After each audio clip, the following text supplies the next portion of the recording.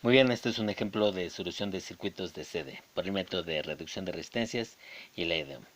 Bueno, el método consiste, ya lo sabes, en reducir todo el circuito a una sola resistencia para obtener un solo voltaje, una sola resistencia y una sola corriente, y en base a eso analizar en reversa hasta obtener para cada resistor su corriente y su voltaje.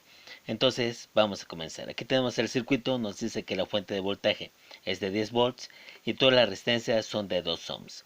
Lo que vamos a hacer en primer lugar es reducir todas aquellas resistencias que se pueden reducir. Entonces tengo esta que está en serie, la dejo igual.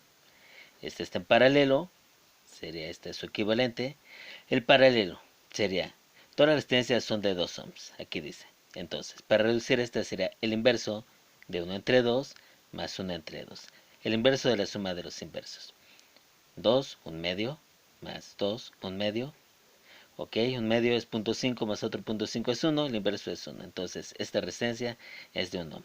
Esta se queda igual y esta es otra paralelo, que será el inverso de la suma de los inversos. O sea, 1 medio más 1 medio más 1 medio, la suma que es 1.5 entre 1.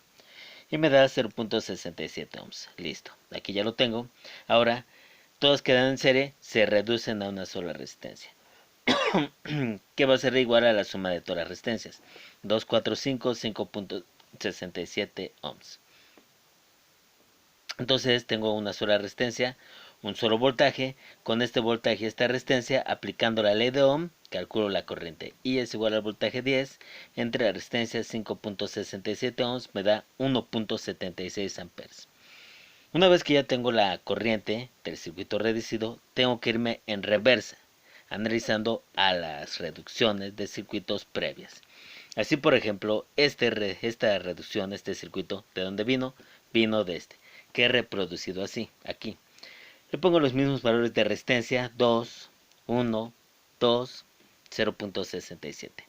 Nosotros sabemos que los circuitos que están en serie, como este, tienen la misma corriente. Entonces la corriente de 1.76 se mantiene a lo largo de todos los elementos del circuito. Es decir, que esta corriente de 1.76 va a ser lo mismo para este resistor que para esta resistencia, que para esta resistencia, que para esta resistencia.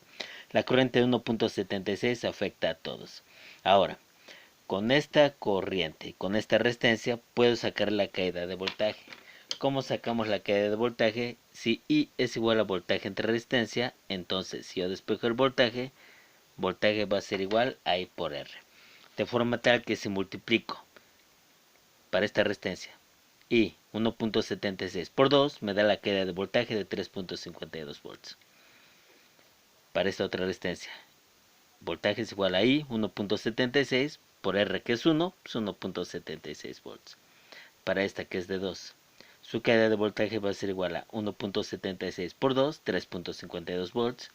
Y para esta resistencia que es de 0.67, su caída de voltaje va a ser igual a la corriente 1.76 por 0.67 me da 1.18 volts. Muy bien. Ahora quiero que veas cómo esta resistencia de 2 nunca más se movió, lo cual significa que los valores que aquí tenemos ya son los definitivos para este resistor, que sería una corriente de 1.76 amperes, una caída de voltaje de 3.52 volts y la resistencia pues, todas son de 2. Lo mismo ocurre para esta resistencia. Esta resistencia, como tú puedes observar, nunca se movió, así es de que también podemos definir que su corriente es de 1.76 amperes y que su caída de voltaje es de también 3.52 volts.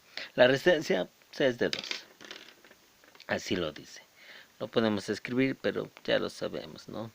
Resistencia 2 ohms, resistencia 2 ohms. Muy bien, ahora vamos con este resistor. Este resistor, que es este, ¿de dónde provino? Provino de un paralelo. Y en paralelo lo que es común es el voltaje, lo cual significa que para estos dos va a mantener la misma caída de voltaje de 1.76 volts, 1.76 volts. Bien, si tienes la caída de voltaje de 1.76 y la resistencia es de 2 ohms,